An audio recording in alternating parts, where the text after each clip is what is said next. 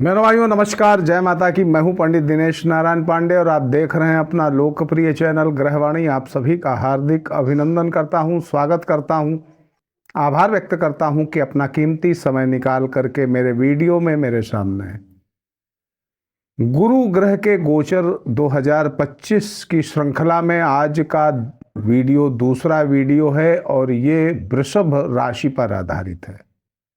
आपकी जन्म राशि वृषभ है या आपकी कहने के नाम की राशि वृषभ है, मेष लग्न से लेकर के मीन लग्न तक कोई भी लग्न आपकी है और राशि आपकी वृषभ है, तो ये वीडियो आपके लिए ही है। बड़ा महत्वपूर्ण है गुरु गोचर। गुरु हमारी तरक्की, गुरु कारक होता है द्वितीय भाव का, यानी हमारे बैंक बैलेंस, पारिवारिक स्थिति। पंचम भाव हमारी तरक्की, हमारे संतानों की तरक्की, हमारे प्रेम संबंध, हमारी इच्छाएं, महत्वाकांक्षाएं। कारक होता है देवगुरु बृहस्पति। नवम भाव का हमारे धर्म की अभिरुचि, हमारे धर्म की संलग्नता और हमारी कमाई, इन सब का कारकत्व लेकर के देवगुरु बृहस्पति आपकी जन्म राशि पर क्या प्रभाव देने वाले हैं अपने गोचर की अवधि में 2025 में, सब विषयों पर चर्चा होगी। वीडियो बड़ा महत्वपूर्ण रहने वाला है। सबसे पहले देवगुरु की गोचरीय व्यवस्थाओं की बात कर लें।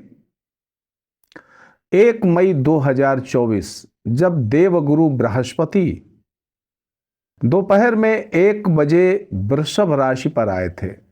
वृषभ राशि यानी आपकी लग्न राशि, आपकी चंद्र राशि, वहां पर देवगुरु बृहस्पति का गोचर हुआ था और 18 अक्टूबर 2025 को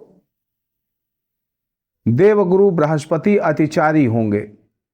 देखिए, इस वर्ष 14 मई 2025 तक वृषभ राशि में देवगुरु रहेंगे और उसके बाद ये अगली राशि मिथुन में चले जाएंगे और 18 अक्टूबर 2025 को ये अतिचारी होकर के एक राशि आगे यानी कर्क राशि पर गोचर करेंगे।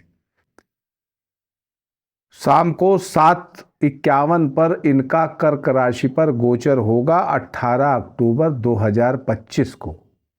11 नवंबर 2025 को रात्रि में 10:10 पर देवगुरु बृहस्पति वक्री हो जाएंगे और 5 दिसंबर 2025 को शाम के 5:25 पर वक्री गति से ही पीछे पलट आएंगे, अपनी पुरानी राशि मिथुन पर आ जाएंगे और 11 मार्च 2026 को प्रातः 8:50 के आसपास ये मार्गी हो जाएंगे। अब वक्री अवधि का वीडियो अलग से बनाऊंगा, उसको आप देखिएगा। अभी मार्गी अवधि का ही वीडियो है। इस वर्ष गोचरीय व्यवस्थाएं देवगुरु बृहस्पति की आपके ऊपर किस तरीके का परिणाम दे सकती। 2026 में 2 जून तक ये मिथुन राशि पे रहेंगे और उसके बाद फिर अगली राशि कर्क पर जाएंगे। तो आइए देखते हैं सबसे पहले 14 मई तक की स्थितियों पर क्या देने वाले हैं देवगुरु बृहस्पति। 14 मई 2025 को अपनी अगली राशि मिथुन में जाएंगे, तो उसके पहले आपके साथ किस तरीके का परिणाम दे रहे हैं आइए जानने का प्रयास करते हैं। तो 14 मई तक का जो समय है ये आपके व्यक्तित्व को काफी गंभीर बनाएगा। देखिए, लग्न पर देवगुरु बृहस्पति का गोचर गंभीरता तो देता ही है और गंभीरता आपके अंदर आई भी होगी मई 2024 के बाद में। अनुभव हुआ हो शेयर करिएगा। आपकी मार्केट वैल्यू बढ़ती है, आपकी बातचीत की एक वजन हो जाता है आपकी बातचीत में, आपके अंदर तेज बढ़ता है, चेहरे में चमक बढ़ती है, ऊर्जावान बन जाते हैं और उच्च शिक्षा के व्यवधान समाप्त हो जाते हैं। अगर उच्च शिक्षा में कोई व्यवधान पहले आ रहे होंगे तो इस अवधि में उच्च शिक्षा के व्यवधान समाप्त हो जाते हैं। अब यहाँ से लग्न से बैठ करके गुरु की पंचम दृष्टि जो होती है वह आपके पंचम भाव पर पड़ती है। यानी आपकी बौद्धिक प्रखरता बढ़ती है, आपकी महत्वाकांक्षाएं बढ़ती हैं और उनकी पूर्ति भी होती है, क्योंकि भाग्य भाव पर गुरु की दृष्टि रहती है। तो महत्वाकांक्षाएं बढ़ती हैं, संतान सुख मिलता है, संतानों की भी तरक्की होती। पंचम भाव संतानों को भी रिलेट करता है।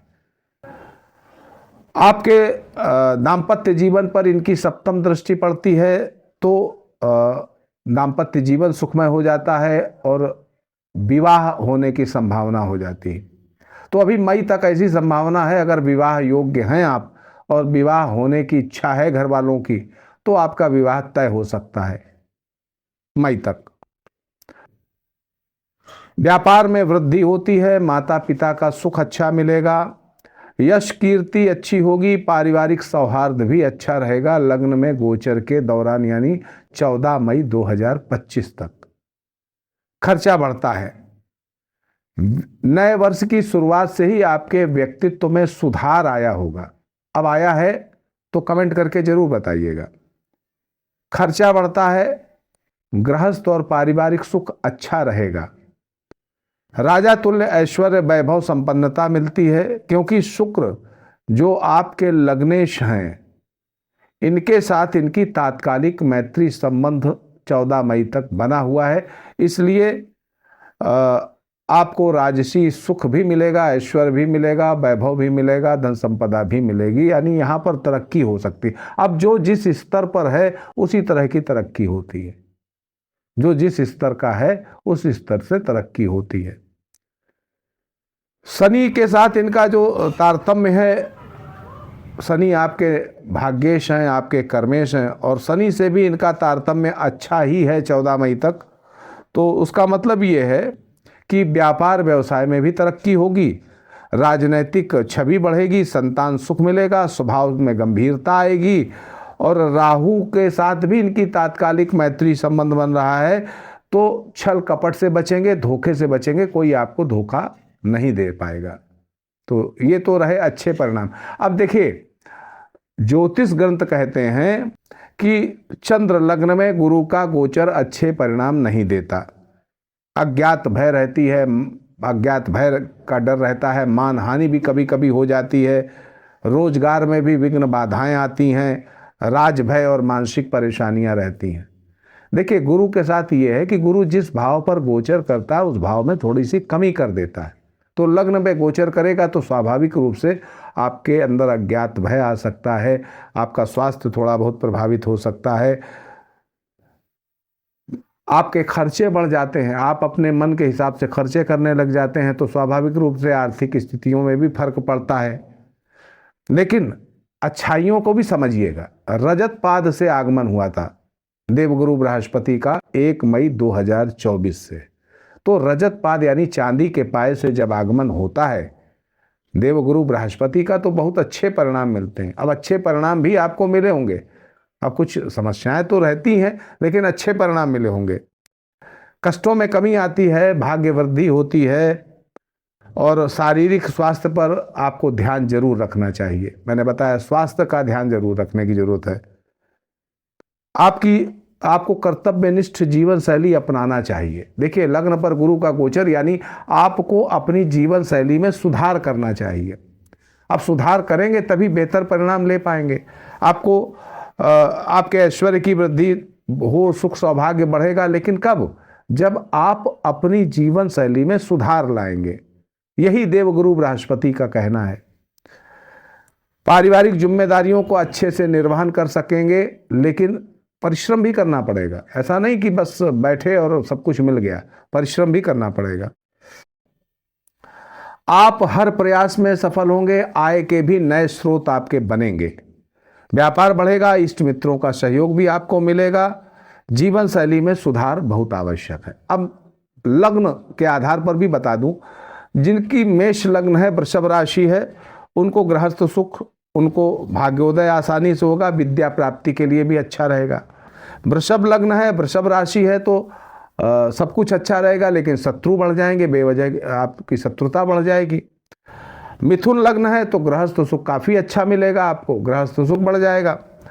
कर्क लग्न और वृषभ राशि है तो अचानक से भाग्योदय होगा, उन्नति मिलेगी, अचानक से पद प्रतिष्ठा बढ़ेगी। अगर सिंह लग्न है तो ज्ञान की प्राप्ति अच्छी होगी, पर शरीर और आयु के लिए थोड़ा सा कम अच्छा है। जो सिंह लग्न के व्यक्ति हैं उनके लिए थोड़ा सा शरीर और आयु के लिए थोड़ा कम अच्छा रहेगा। कन्या लग्न वालों के लिए उन्नति होगी, कन्या लग्न वालों की उन्नति होगी। तुला लग्न वालों के लिए आपके प्रयास बढ़ेंगे, पराक्रम बढ़ेगा। वृश्चिक लग्न वालों के लिए धन प्राप्ति, विद्या प्राप्ति, पुत्र संतान प्राप्ति। धनु लग्न वालों की उन्नति होगी, भौतिक सुख संसाधन भी काफी अच्छे बढ़ेंगे। मकर लग्न वालों का पराक्रम भी बढ़ेगा और खर्चा भी बढ़ेगा। कुंभ लग्न वालों का धन बढ़ेगा, व्यापार बढ़ेगा और नए अनुबंध व्यापार में आपको मिल सकते हैं। मीन लग्न वालों की उन्नति होगी, भाग्योदय होगा, तरक्की की दिशा में आप 2-4 कदम आगे बढ़ जाएंगे। अब आ जाइए 14 मई के बाद की स्थिति को देखें। जब मिथुन राशि में देवगुरु बृहस्पति आपके द्वितीय भाव में गोचर करेंगे तो स्थिति क्या आएगी? देखिए, यहां पर इनका आगमन ताम्रपाद से यानी तांबे के पैरों से हो रहा है। अब तांबे के पैरों से जब देवगुरु बृहस्पति का आगमन होता है तो आपकी आर्थिक व्यवस्थाएं काफी अच्छी बन जाती हैं।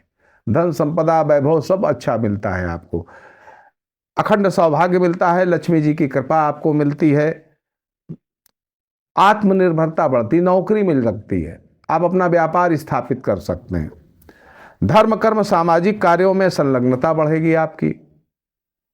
वहीं पर आप परिश्रम करने लग जाएंगे, परिश्रम आपका बढ़ जाएगा, एफर्ट बढ़ जाएंगे।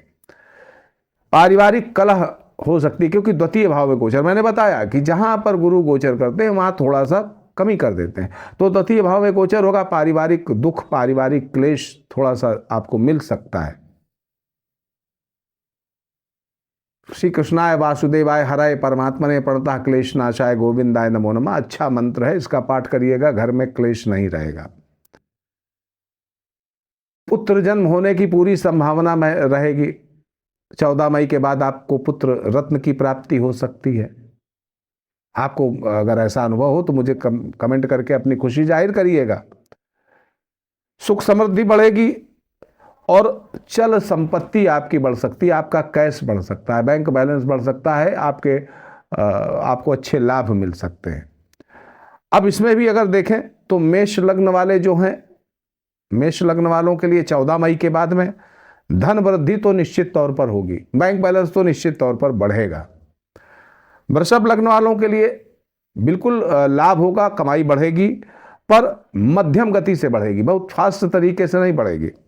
मिथुन लग्न वालों के लिए धन वृद्धि होगी, व्यापारिक वृद्धि होगी, लेकिन शत्रु आपके बिल्कुल खत्म हो जाएंगे, शत्रुओं का नामो निशान मिट जाएगा। कर्क लग्न वालों के लिए भाग्य वृद्धि होगी, सिंह लग्न वालों के लिए विद्या प्राप्ति होगी, पर संघर्ष बढ़ जाएंगे। कन्या लग्न वालों को गृहस्थ सुख अच्छा मिलेगा। तुला लग्न वालों के लिए पराक्रम बढ़ेगा, शत्रु भी बढ़ेंगे। वृश्चिक लग्न वालों के लिए धन निश्चित तौर पर बढ़ेगा, पुत्र सुख भी मिलेगा। धनु लग्न वालों के लिए ऐश्वर्य बढ़ेगा, भौतिक सुख संसाधन बढ़ेंगे। मकर लग्न वालों के लिए पराक्रम बढ़ेगा, खर्च भी बढ़ेगा। कुंभ लग्न वालों के लिए धन में निश्चित तौर पर बढ़ोतरी होगी और मीन लग्न वालों के लिए भी आर्थिक उन्नति होगी और ठेकेदारी जैसे व्यवसायों में अगर आप हैं तो निश्चित तौर पर कई अनुबंध आपको मिल सकते हैं। 14 मई से वर्षांत तक को अगर हम देखें इन ब्रीफ तो स्थिति यह है कि उच्च शिक्षा की बाधाएं आपकी समाप्त होंगी, आर्थिक कार्यों में आपकी रुचि बढ़ेगी, धार्मिक कार्यों में रुचि बढ़ेगी। देवगुरु की पंचम दृष्टि 6ठे भाव पर है, आपके शत्रुओं से आपको मुक्त करेगी, आपके ऋणों से आपको मुक्त करेगी और आप नौकरी पा सकते हैं। राजनीतिक और सामाजिक दबदबा बढ़ेगा, नौकरी कर रहे हैं तो वहां भी आपका दबदबा बढ़ेगा। अब इनकी दूसरी सप्तम दृष्टि अष्टम भाव पर पड़ेगी, मतलब यह है कि जीवन के अनिष्टों का निवारण होगा। मान लीजिए उस अवधि में कोई आपके ऊपर अल्प की स्थिति है आपकी जन्म कुंडली के आधार पर, तो वहां पर आपकी रक्षा हो जाएगी। तीसरी नवम दृष्टि आपके कर्म क्षेत्र के बाधाओं का निवारण करेगी, कर्म क्षेत्र में आपका दबदबा बढ़ाएगी।